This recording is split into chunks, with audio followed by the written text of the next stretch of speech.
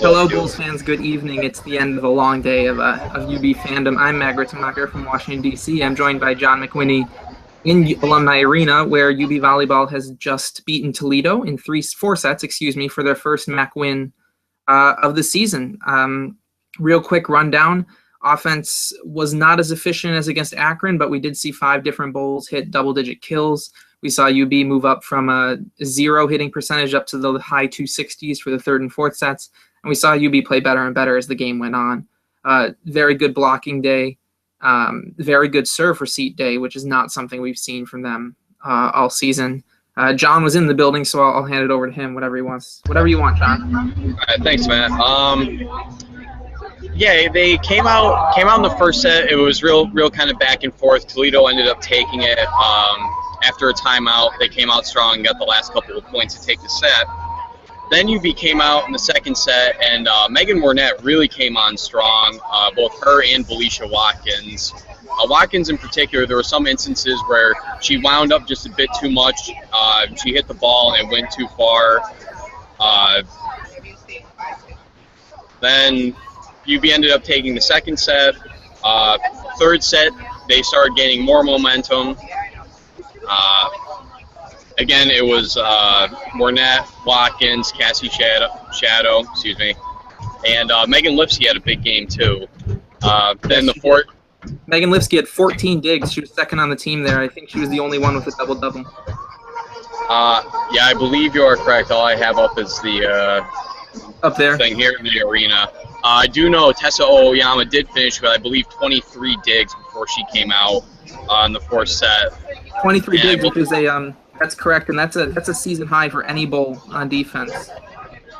And they set a season high in digs. I know it was 66 the last I had checked. I don't know what it actually ended up being. They finished with 70 digs, and they also finished with only two errors in serve reception. So the backline looked real strong, and that was certainly helped by the fact they had 14 blocks, which I don't think is a season high, but they did have 4 solo blocks.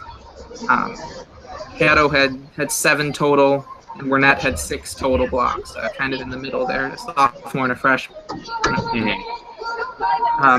I do want to highlight, John, I'm going to ask you about this. You mentioned, kind of the second and third set pretty quickly. The second set was won really when UB went on I think a 9-2 stretch late. I think it was 15-15, and then they led 24-18, 24-17. But the third set, Toledo fought back to 23-23. UB had kind of a 3 or 4 point lead, and Megan Lipsky closed that set out. 2 kills, the second of which was absolutely. I don't know what else you might have. Maybe I brought you in the corner. No, that last Lipsky kill to take that set was a bullet. I really don't know any other way to describe it other than that. I know myself and all the fans that were sitting around me here, we all jumped up. I damn near threw my computer down onto the floor. It was a really great sequence. I believe Coach Lipsitz took a timeout when Toledo creeped back in. It was 24-23. We came out of the timeout. Mm-hmm. It was a good rally. I believe it was Marissa Prinsbach had the set to set up Lipsky's spike, and holy crap, it was a bullet. I mean, it was just an amazing spike. And then in the fourth set, all of that momentum that UB had gained through the second and third, winning those, it carried right into the fourth, and they really steamrolled Toledo in the fourth. Another thing. Go ahead. Another thing I do want to mention that I did notice was the Toledo front line. Their setters kept running into the net. They did several times throughout the game. Pretty sure some of their front line were a lot of freshmen, so that would kind of explain that. Another thing too is that Toledo wasn't really getting the ball to drop like Akron was yesterday. So that was a big factor in the win. That kind of run into the net is a factor of the passing out of the back, and that's something that UB has struggled with this season. Whether it's in serves or on digs, kind of passing it to a good spot for the setters to work with. And Toledo is a bad team. They only had 1 or 2 wins last year. I think it was only one They were 3-10 coming into this weekend. I don't know who they played to start that play, but you saw UB take advantage of that. On our side, when we talk about freshmen here, Megan Warnett led the team with 12 kills, only had 1 error in attack, and Felicia Watkins, who had a lot of errors in that first set. Later in the match, you saw her get a little higher and spike the ball a little straighter down, and you saw a number of kills where UB put it off of Toledo's fingertips and not trying to float it over for for a point, and instead they produced blocking errors there.